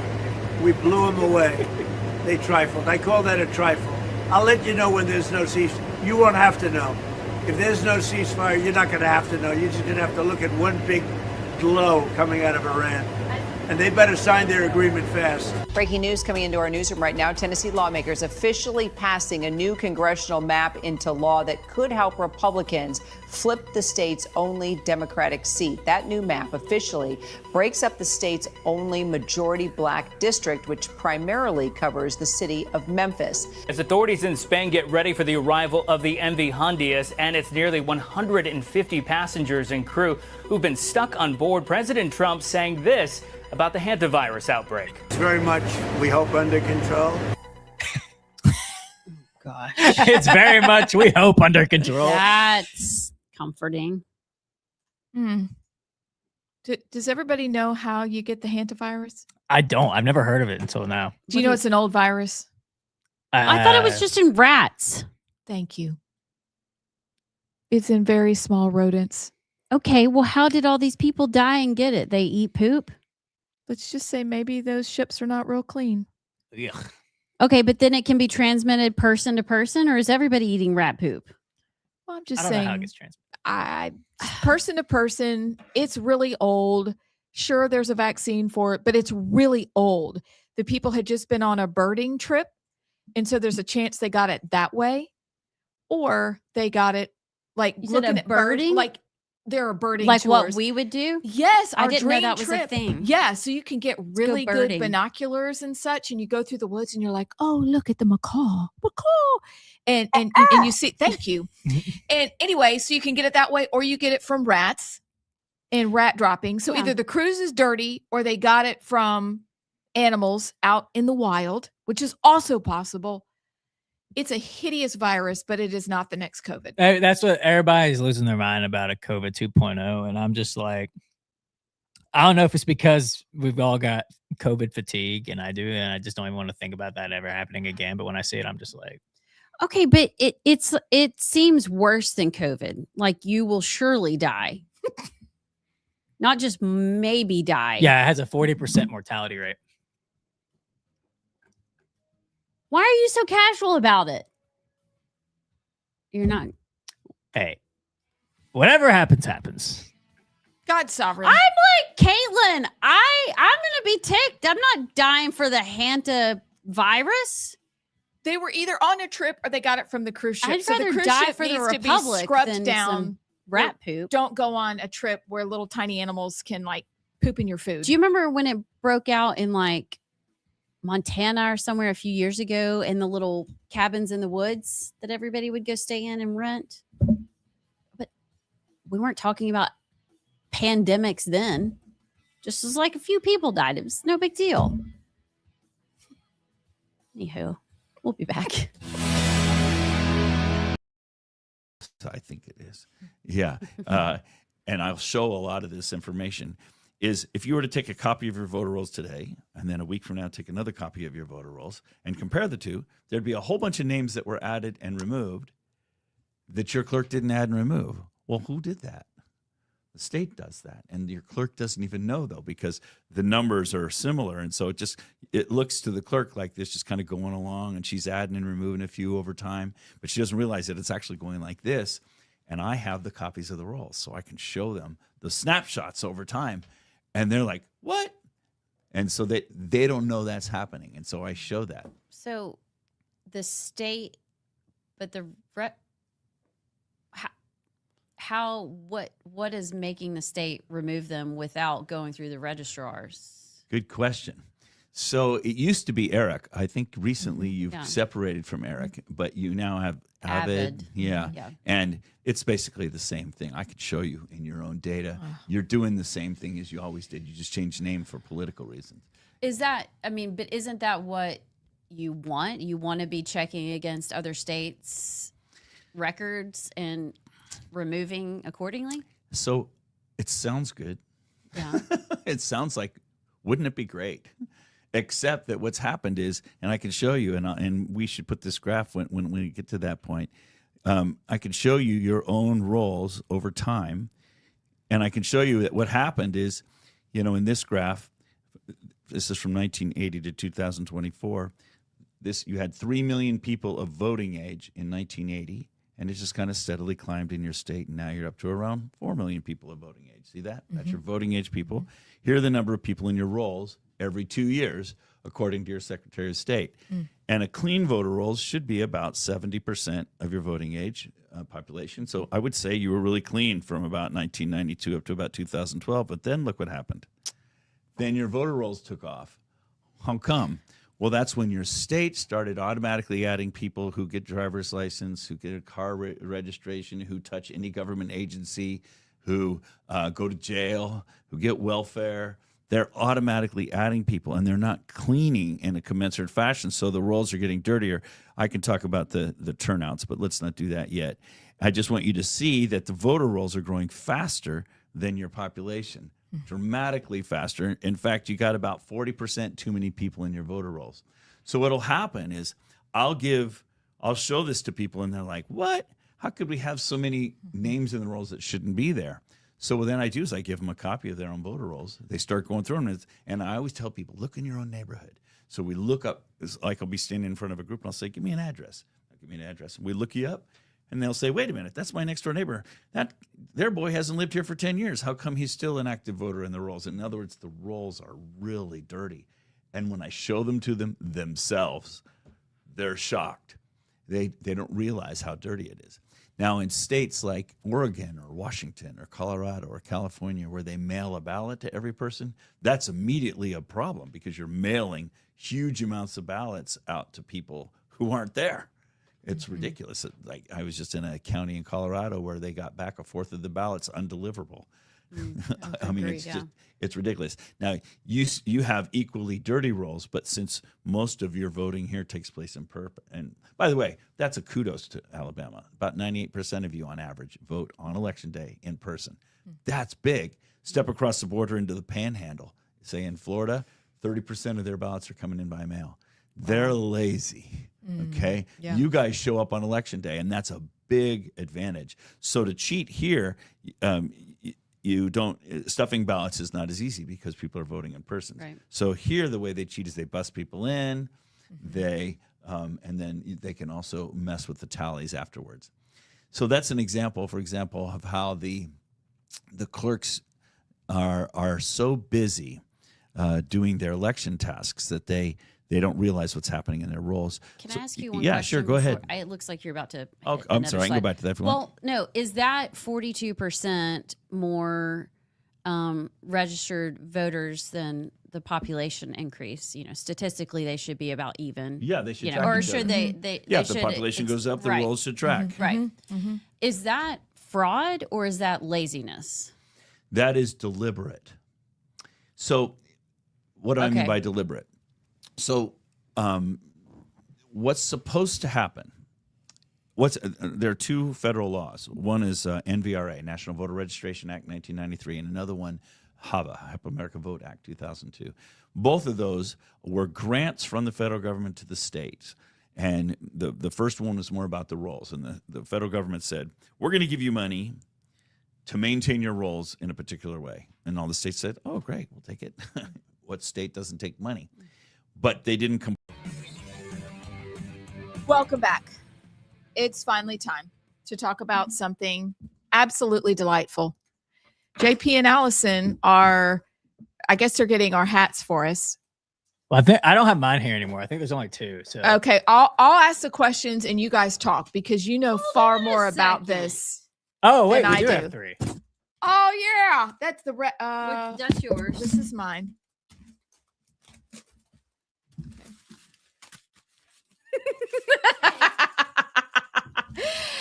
Do you have any music? I gotta be careful because my head is shaved, so the pointies hurt. Forehead. Okay.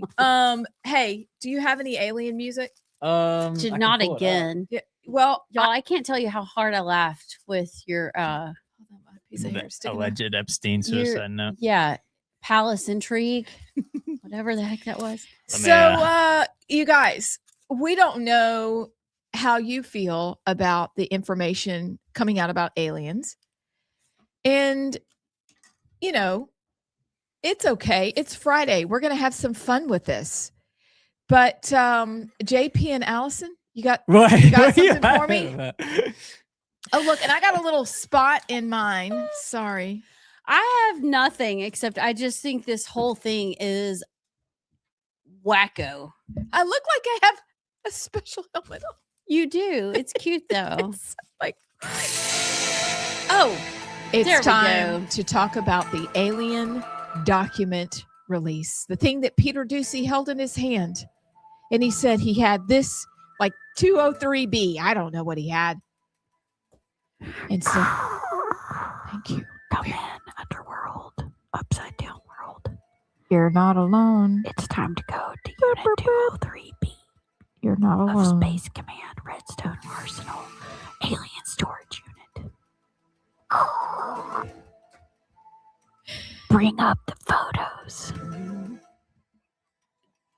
So, JP. Okay. Show us what's on the file. Here, let me pull it up here on X. So for those who don't know, today was the first batch of the UFO files. What are you laughing at? I don't know, JP. So they put out all these now unclassified videos and pictures of alleged UAPs. Or What does UFOs. UAP mean? UAPs mean unidentified Aerial phenomena. Okay. But here's the craziest part of the whole files, in my opinion. So part of what they released were pictures from the Apollo missions of UFOs that the Apollo astronauts saw while on the moon. Okay, is this when they landed on the moon, or is this in some of the Apollo missions where they like flew by the moon? No. When they were on the moon. Oh, so they're like standing on the Yes. moon taking pictures of aliens? Yes. Okay, come on. Here, I'm trying. Come up with the pictures, man. I'm trying to. I don't okay. think they're real. So here's one of all of them, all of the different spots in one picture. Those are just stars. What's the deal? Those are just stars. Here, let me get this one. That's So, awfully large, but I agree with Allison. Pretty sure those are just stars. What about that one? That is a star from above, filled with wonder and love. That is a moon rainbow. A moon rainbow. It's only blue because Is that a moon suit or is that like a dinosaur? no, on that's the a ground? penguin. Okay. We're looking at the pictures trying to make out what we're seeing. Yeah, that's a different you're on the moon. Things are going to look different. Yeah, on the it's a moon. different perspective. Okay, hold on. What are those lines? That looks like ET. Wait a second. Are they saying that? Who are those? The people with the camera? We're seeing the shadows. The shadows. Okay. All right. Okay, that's fair. God, I can't get the other one to pull. But here's one. Yeah. So that they saw those are all of the different UAPs, UFOs that the Apollo astronauts apparently saw while on the moon. But how do we know? But how do it know that's what that is? Because are we supposed to believe that just because that's what they're telling us? Because to me, that just looks like weird space dust. Here's one that or is like a galaxy. Area 5 is just like a like a little Here's this blip of one. a star. That's just a reflection. Listen, this to me is a little bit like the Jeffrey Epstein note, where you're like, shouldn't you have led with that, not buried it? Like, we've got pictures of what we thought we saw whilst on the moon. I'm more impressed with the pictures of the moon. Uh-oh. Bless you. Excuse me. But like this is So I'm confused. Those are the moon pictures. Here, I'll Okay. show you. This was another video. I think this is being called the chandelier UFO that has been going viral. Where is it that? It's the one that looks like a big star, but it's moving. That looks like an Etch-a-Sketch.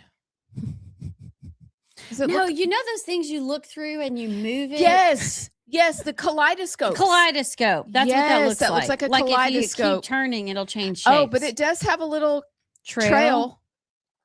Okay. All right, I'm intrigued, but I also kind of think it could be an Etch-a-Sketch and they drew an elaborate kaleidoscope. All right, this one's more convincing to me than the other rainbows of the moon. And what? Okay, I see the trail. It's a little bit stalky. Okay. It's like looking straight into their soul. So yeah, what are y'all's thoughts on overall are you all in on the UFO, UAP? Did the Apollo astronauts see UFOs while on the moon? Here's my thought. So maybe these aliens didn't know we could go to the moon, and they felt safe to just fly around the moon, fly in those areas, because obviously the chimpanzee humans, they can't get to the moon, and then they realize when they're flying by, they're like, oh, the monkeys can get to the moon now. We need to be a little more careful. And now they're evading. And what do you think? I think those are just stars in any kind of alien life. I believe they're demons. You think that's a star though? Look at that. It's a reflection from the moonbeam. It looks like a ride at Disney World. That's It looks like space Space laser. Mountain. Yes. That's the space laser. That's a triangle. Illuminati confirmed. That looks like what is that game where you have to hit the buttons in order? Simon Says. Oh yeah. Oh, that was a Speak fun as game. Simon. Come on, you know what it's called? He doesn't know. He's a child. One of our listeners. No, he played it. You know where it goes boop boop boop, and you got to go boop boop boop. Oh and then yeah, it gets, yeah. I don't know the name of the game. Galactica. No, that's what it looks like. What do you think? So everything in me wants to say it's just like like you were saying the other day, it's some U.S. government, what's it called? Black Op. Fringe. Yeah. That went rogue, and they built all these supersonic, hypersonic Propulsion. There you go. Nuclear propulsion things like way back when, and then the people that were building them decided to go out on their own, and then we had to start killing all the scientists, and then they were like, oh wait, abort, send them all up to the sky so they can't find me. Y'all, I'm coming up with stuff. I don't know, but like I just can't get down with the idea that there are like little aliens that can produce and build a UFO that looks like a kaleidoscope. I do think there are demonic spirits that mess with us often. Yes. Amy Beth, what did you say about they were really secretive about the moon mission because of what they saw while on the moon? Yes. Yes, I think that I believe in demons. I believe that, when the veil is lifted and we can really see, we'll see, wow, there's a lot of like demonic activity, whatever. But could it be, this is me with my tinfoil hat now, could it be that all the people that are like, we didn't actually go to the moon, said that because of all the things they saw while they were on the moon? So they had to pretend to fake it because this information was earth-shattering. I don't know. Tim Burchett went on Joe Rogan yesterday, talked about aliens, and he kind of surprised me with his answer, because he's been one of the ones that's been pushing for the alien disclosure, and Joe Rogan, was asking him what he thought these things were, and he says, well, first, the claim that is Russia or China, I don't think it's Russia or China. I don't, kind of belittled that Russia or China would have that technology. But then he goes, demons, I don't think they're demons, because why would demons need to use secular propulsion spacecraft to travel around in? He said that I think they could just it's pretty good, fly JK. from spot to spot without having to have a spacecraft that they fly around in. And then he actually said, he goes, I don't even think it's parts of our own government, because why would fringe parts of our government be buzzing our pilots, would be harassing our pilots and making it to where, he talked about, if you're a pilot and you're even like doing a practice, flight or whatever, and you even on your camera or on your recording make a comment that you saw a UFO, you're brought in, you're interrogated, and that's put on your record. And so he actually told a story about one pilot who saw something sus and sketch. And while he saw it, he actually with his knee, like bumped the recorder against him to like turn it off while he's talked to his other pilot about what he saw, so that it wouldn't be on his record and they wouldn't have to come in and be made to look like a lunatic. But he was saying, if it was other parts of our gut, like, why would we be treating our own? So like who that? did he say did it? He thinks it's aliens. He was open to the fact that these are. He didn't say it exactly like that, but he subtly implied that he thinks they could be extraterrestrial, whatever life. I don't know, but he did. He said that it's been a secret that's been hidden since 1941 or 1948, I think he said. And he told the story. I don't know if y'all have heard the story that Jimmy Carter was actually briefed on all of the UFO alien situation, and he left crying. Oh, come on, really? From the briefing. Okay, why are we crying? Because it's Jimmy Carter, that's who he is. But he claimed from then on the president has only been on a need to know basis, because even the president may not be able to handle it. But I don't know. It's it seems really coordinated and kind of weird that, I mean, I get it. I'm all for things like this being declassified, but it does seem like a coordinated, unified. This is better than the Epstein file release. It's like, that seems a little more important to me than the UFO release. Mm-hmm. So then my brain immediately goes with my tinfoil hat on. Why do they want us to know this now? And also, like, what is the angle and purpose of the government? Because I don't trust the government that they just want us to know because we want to know. They want us to know because they want us to know. And why do they want us to know? I have a theory. What is it? Just came to me. What if when they went to the moon, and they sent them up there and they actually did land on the moon, and they said, look, y'all, when you're up there, we need you to take this really clunky camera that weighs a lot, because cameras were big back then, and we're going to put it in this machine with you. But yeah, make space for it, because we need you to take this angle and this angle and this angle, because in 2026, we're going to need a big disclosure, and we'll have AI then. And so we're going to go back and just put those little kaleidoscopes up there. But we need these pictures from the moon, because we can't really recreate those. We need those to look real. And so what if this was like some big, hey, in so many years, we're going to need this. What if they're that smart and that proactive, and all that's just AI, but they need us to believe that aliens are real? Because then if aliens are real, they can come in and say, we're the only ones who can save you.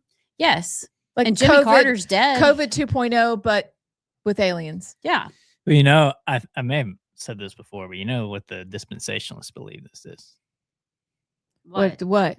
They believe that the alien disclosure is the great deception at the end, because in like Operation Bluebeam or Project Bluebeam, where there's allegedly a program where they fake an alien invasion, and with like holograms or whatever. They fake like the aliens are coming to create a massive end of the world scenario so that the Antichrist can be brought in to say, everybody calm down. I'm your savior. I'm your leader. And then have it to where like the aliens listen to this guy and then leave. And then from then on, they're like, all hail the Antichrist. And like they use the alien deception to bring about the end of the world and the Antichrist and the Great Tribulation. And they use it to explain the rapture when it happens. They go, the aliens took all the Christians. And then the Antichrist comes in and is like, go away, aliens. And they're like, okay. And then the Antichrist comes in and I'm now your leader. That's what the dispensationalists believe this is. So they think this is the beginning of the great deception to bring about the end of the world. Okay. Well, maybe we should become dispensationalists. Maybe it would. Yeah. I mean, because they might look like the geniuses. They could. Or they could just twist themselves into knots because why just go with what's already in there? You know? Okay. That I didn't know that. I had no idea that is what the Dispies believed. Didn't know. Well, maybe not all of them, but it's a some of popular them. theory. Some of them. Yeah, sure. Okay. But it seems like that's what's happening. I'm not saying it's like, on the dispensationalist scale or to fulfill that, but it does seem like the government needs us to believe in aliens for some future use. I agree with that. But I loved him. I loved him too. And I love our dispensationalist friends. Also. Well, no, I'm saying, but I don't think he would purposefully lead us astray. So maybe he doesn't know he's being used. Also could be true. Ends. Well, also could be true. He told the story of how he got involved into this alien crap in the first place. He told the story about him being in East Tennessee as a kid and reading about aliens growing up he called it the library. But then he said that he was just kind of he kind of been into it his whole life, and that he finally got to Congress and he was walking on the sidewalk and this random TMZ guy like 8 years ago couldn't get anybody to talk to him about aliens. And so he ran up to Birch and was like, Birch, what do you think about it? And he was like, well, I'll talk to you by God. And just talked to him about aliens. And then that is kind of how he got thrusted into and then he started asking questions and people started like being really standoffish. And then he claimed that some people came to his house, hooked up a laptop to his TV. They wouldn't want to meet at his office in DC because they were too scared to, and put up like footage and videos of aliens and UFOs. Gosh, hold on. He talked about that with us when he was on our show last time. Did. We need to get him back on. We'll get him back on. But he did talk about that. Yeah. He did. So he's all in. He thinks this is something's up. He doesn't think it's us. He doesn't think it's our enemies. He doesn't think it's demons. He thinks it's extraterrestrial life. That's what the conclusion he's come to. Okay. Well, we're gonna, because this kid knows everybody. She is the plug. In case you wonder what our coach names are, this is the plug. I'm the recruiter. You're the head coach. You're the recruiter. I'm the recruiter. What is he? The offensive coordinator? Yes. Who's the guy that makes sure everybody gets where they have to go on time? Like at UNC, it was Eric. His name's Eric. So he's Eric. He's Eric. He's Coach Eric. I'm the manager. No. No. We're all coaches. We just all have our different coaching specific area. And you're Eric. Yeah. Yeah, you're Eric. And he coordinated a lot. Not just like got you water. No. He did. The man is amazing. I mean, he's who Eric Church calls and says, I want to come to the game. And seats, Eric. all the things. You're Eric. You're Eric. I'm not going to say his last name because they probably wouldn't appreciate it. So, okay. Well, that was very fun. Can we add that music to our board? Because apparently people enjoy our tinfoil hat segment. What's funny is that this is the X-Files theme song, but when I was in middle school and we were in the Illuminati confirmed era, we called this the Illuminati theme song. I love it. And my homeroom teacher would be like, the Illuminati doesn't have a theme song. And you're like, how do you know? How do you know? How do Are you you know? in the Illuminati? Are you sure? Mr. McGuire, Illuminati confirmed. I cannot even imagine. Okay. Interesting. Do you want an update on how you get hantavirus? Yeah, Yes, if you please could tell. let us know. Can we take our head? My head's itching. Can we? The tinfoil. You think your head's itching? Hey, I think we have the wrong hats. I think you're supposed to have the black hat. This is the big one. No, that's the freedom hat. Well, I know, I did but wear I the think- freedom one last time. Oh, I think this. Ready? 1, 2, 3. We're trading. Oh crap! Abs. Sorry, I'm She sorry. hit my camera. Oh, the camera was on when you did oh that. my gosh. Oh, now it's off. Everyone, it's my fault. I'm sorry. For once, it's you and not me. I'm really sorry. It's okay. you, not I'm me. very caffeinated today, and I apologize. Well, I while really y'all do. pull yourselves together, my goodness, can you be professional? We're doing a show. Give us a hantavirus. It's update. hantavirus pulmonary syndrome. It's primarily transmitted to humans through contact with infected rodents, especially their urine, droppings, or saliva. Making out with a rodent? Is it biting you? The most common ways people are exposed include breathing in contaminated particles. When rodent droppings or nests are disturbed, don't go sweep your garage or clean out a shed. Tiny virus-containing particles can become airborne and inhaled. Don't do that if you're sweeping I'm so sorry, Jim. mouse It's poo. okay. Touching contaminated surfaces, rodent bites, and contaminated food. In the United States, the virus is most commonly linked to deer mouse. What's a And deer mouse? I think it's just it the little. teeny It's little tiny mouse. mouse? Okay. It's a little mouse found in many rural and suburban areas. In North America, hantavirus is generally not spread person to person. Well, that stinks because isn't this in Spain?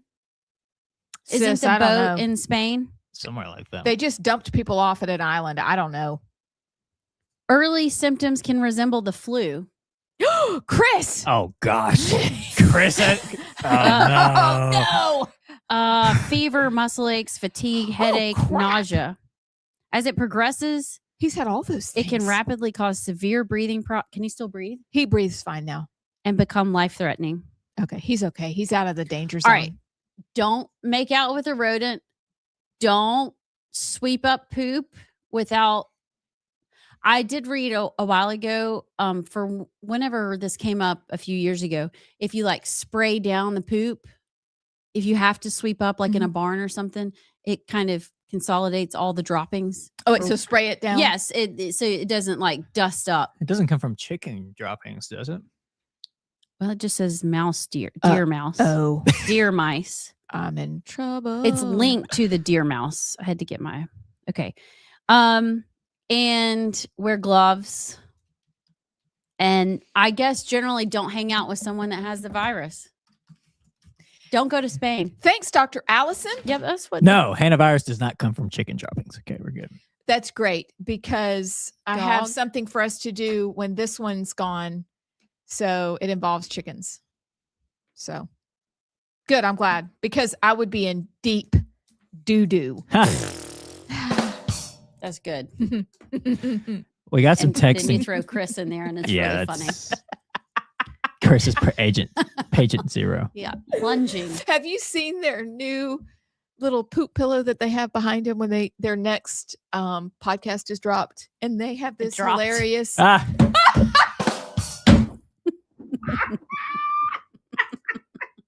Plopped. It's plopped behind them. I think she's out. She's done.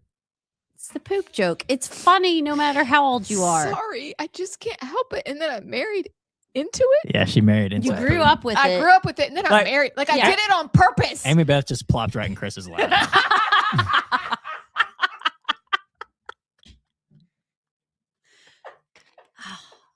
Can you make a plopping sound? I don't think I. I'm sorry. It's like the sound my phone made when it fell in Allison. And then it just went.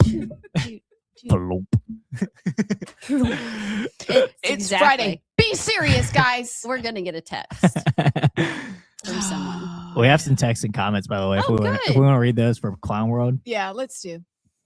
George Patton on the Facebook, Let's go, George. who's got a Pepe the Frog profile picture, said they should have federally legalized weed before they released the alien files You're not wrong, George Patton. Are they correlated? Like we need the weed to handle to them. handle the aliens? Fair?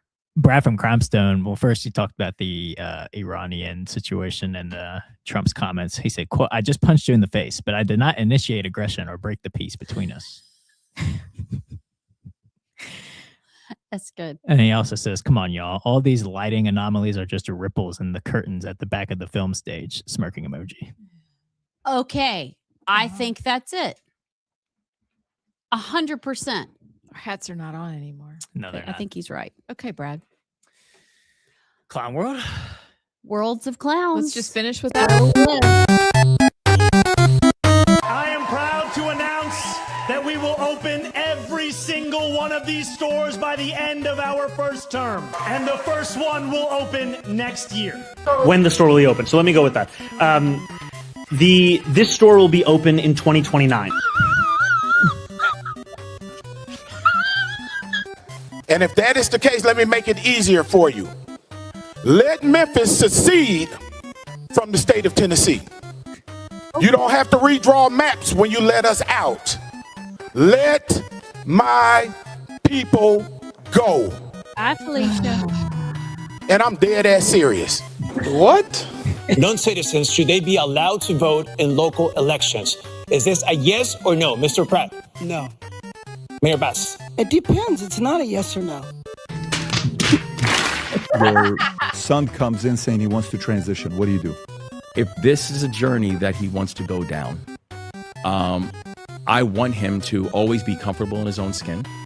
I beg your pardon? We have to draw the connection here between what we are seeing in these crisis pregnancy centers, what we are seeing in other Christian nationalist policy imposition on ability for trans individuals to receive health care and gender affirming care, to see what is happening in our schools with the so-called Parents' Bill of Rights. Stop it. Get some help. Can we she's wearing she's a pastor. A pastor. Yeah. She's What? a faker. Yeah. And she's wearing a rainbow and calling it Christian nationalism to not want your kids to have to see porn and to be force-fed ideology that they can be whatever they want. It's Christian nationalism. I really got stuck on the transgender reproductive health care. Is that what, did she say that? Or did I? Here, let's Okay, play it because again. it's Bill of Rights in our and on ability for in these. I beg your pardon?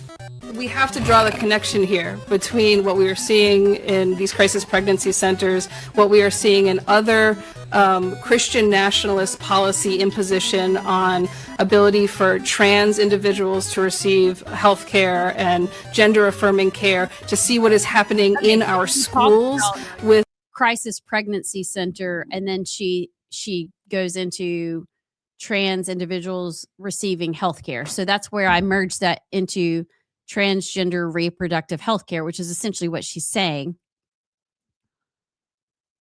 What the heck is that? Christian nationalist. If you're a woman and you need reproductive health care and you dress up like a dude and come in, you're still like, that's the dumbest. She's contradicting herself.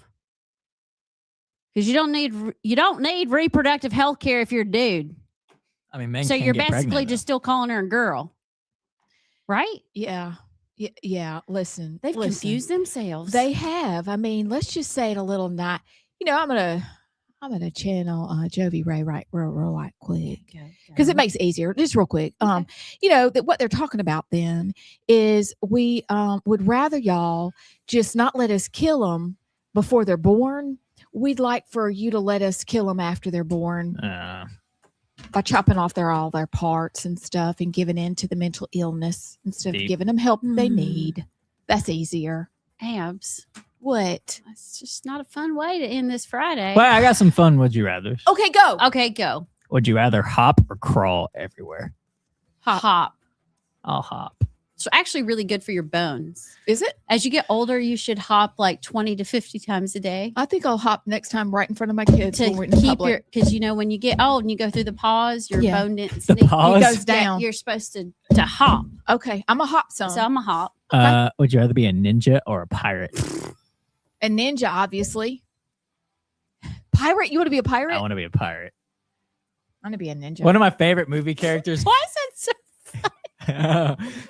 One of my favorite movie characters growing up was Jack Sparrow. So I'd rather be Jack.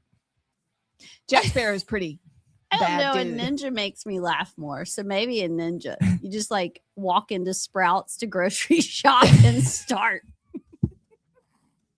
People would get out of your way.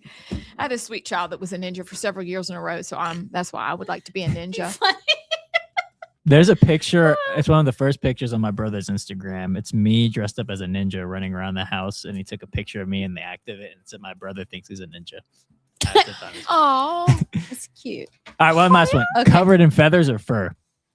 Oh boy, Fur. fur.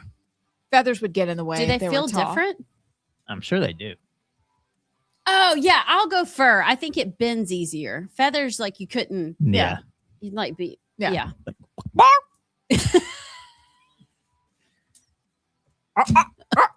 Okay, it's time to go. No more coffee. You can't bring us coffee anymore. I doubled up. Okay. Well, mom number 2 says, have a great weekend. Y'all make good choices. Stay on the right side.